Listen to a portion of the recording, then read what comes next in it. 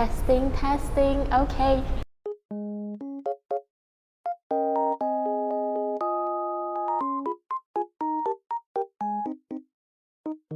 Hi everyone, it's Denise here. So yeah, if you're watching this, thank you for coming back to watch what's the second episode about. In my first one, you would have remembered that I said I was going to feature friends from the industry, from the early childhood education industry, and here I have with me my good friend Christy. So before I get Christy to introduce herself, I just want to share a little bit about how we met. We actually met recently and became very good friends, right? Yeah. Friends, right? Yeah. And we met through a webinar that we were sort of like co-hosting or moderating together. Yeah. Right? And then not long after I attended Christy's book launch. Yes, she recently launched a book, and we'll talk about that later. I brought the books along to share with y'all. Okay. Christy, tell us a little bit about yourself. Yeah, so hi everyone, my name is Christy, and currently I'm a principal at Alpine Preschool. So yes, that's my current role at the moment. That's amazing. I mean, like I said, I just met Christy, right? So actually I don't really know how old she is, but she is young, she looks young, and she's already a principal. I think that's very, very impressive. So Christy has also gone through, quite an experience in her career. Christy, share with us your career timeline from the moment you decided that early childhood education is something you want to venture into. Yes. So how I come into this profession is basically after my SPM back then, I started working part-time in a tuition center, and I happened to teach this 7-year-old boy, and he was so poor in his mathematics, and it's just like, he can't comprehend a basic addition within 10 and all at the age of 7. And I was thinking, I've tried all ways and it doesn't work out. And so what happened is that I saw this term early childhood education, and I was a bit curious, when I was doing my own Googling, finding ways how to help this boy in picking up the skill. So I Googled and came out this early childhood education. So it really caught my attention, and that's where I saw, there's such thing called a diploma in early childhood education. That's how I enrolled myself into diploma in early childhood education. Okay. So you were teaching even before you studied the Correct, diploma? yes. So teaching has always been something you're like interested in? Yes, it has been my ambition from primary school, I'm not sure. So it has been in my mind for quite some time. Right. And then like from the diploma, did you feel like it added like that knowledge you needed, and that you were equipped with more skills you needed to like coach and teach a student like that? Yeah, definitely. Yes, because like having that qualification or engaging in that qualification, I got to know a lot more skills, knowledge, and how do we really approach children of diverse learning and all. Right. The techniques and all that, right? Yes, that's right. Okay, so just now you mentioned you're currently a principal of Alpine School, right? Tell us about that. So having this role as a principal in a school, basically what I do is I will be observing children most of the time because my priority is on the children.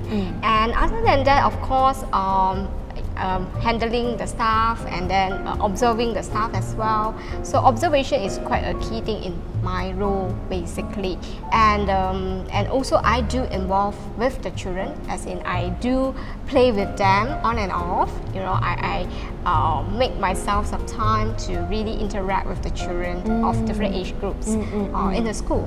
So you are personally very hands-on, even though you're a principal on a managerial level. you are still very hands-on and you do work with children, and That's right, including like your team of that teaching staff and all that. Because having this role, we will also need to decide on the curriculum and all that, and to frame out the curriculum and how do we deliver it to the children and all. So it's very important, like we work at the ground and we know the children, we know our staff, team members, and how we deliver it more effectively to the children. Okay. Well, then that would mean that as a principal, your scope, your work scope is really wide, right? You don't just teach children and work with them, but you are also involved in like developing curriculum. You are also involved in making sure your staff is well taken care of, and training and all of the things. Speaking of training, I also know that Christy does training on and off, right? So tell us about that, Christy. Oh yeah, so how I started off as a trainer, because back then I was also a lecturer. So that's how I got in touch teaching young adults also, and why I get into the trainer work in the sense that is due to the pandemic. Because of the pandemic, many teachers, many preschool teachers especially, they were stuck having, not knowing what to do during the online teaching and everything. So that's how I started off with some training programs, workshops for the teachers to equip them better. So I find it very rewarding because those novice teachers, clueless teachers in handling online classes back then, they were much more confident in running their class online through my workshops and all, because most of my workshops are quite hands-on or practical in a sense. So so it's very rewarding. And other than that, like some of the trainings also involve or cover managing children's behavior, handling them and all that thing. So all these are quite important, I believe, and it not only helping the teachers, but I believe it also helps the parents, because some parents, they want to know, like, oh, my children are throwing tantrum and how do I help them?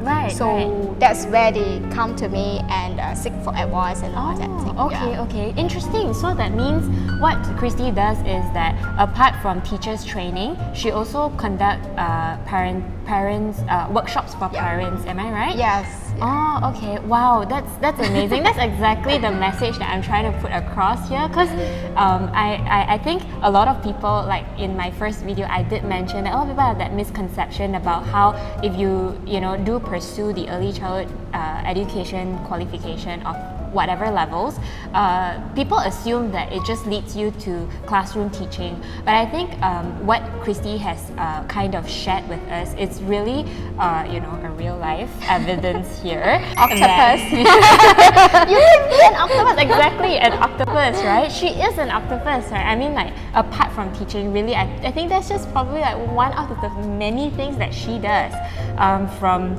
being a principal who manages so many other things in her school, to giving teachers training and even conducting workshops for parents. And I think if that is something she or anybody who is so passionate about, that could really be something that person really want to zoom into and venture in.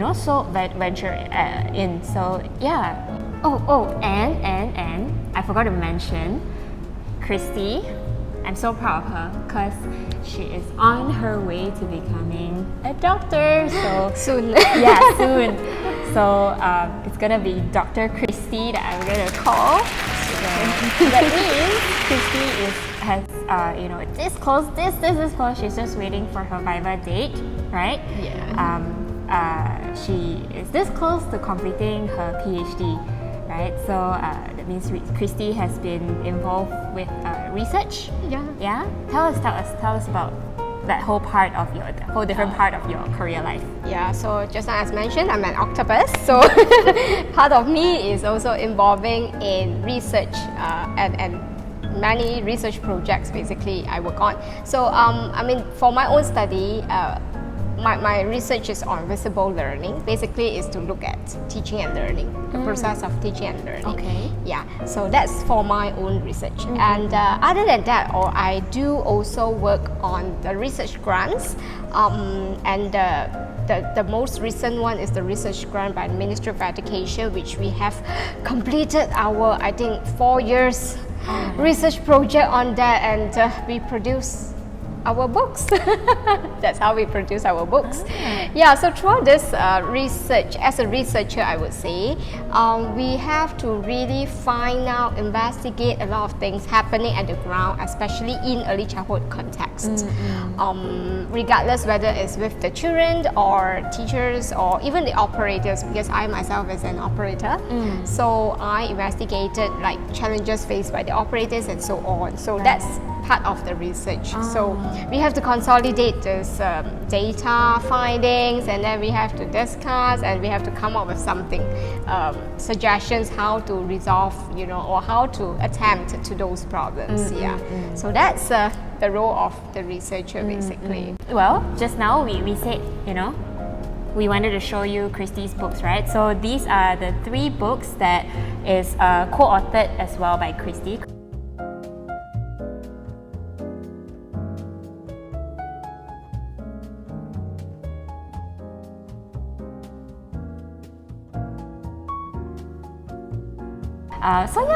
Interesting. Like, I think what Christy shared with us, research can sound and seem frightening at first, and to be frank, it may be because it's really next level of work, right? And it's a different ball game. But I think ultimately the best takeaway is that it is very rewarding. Yeah, trust me, you'll find joy in doing it. Yeah, I think that's a very good key message.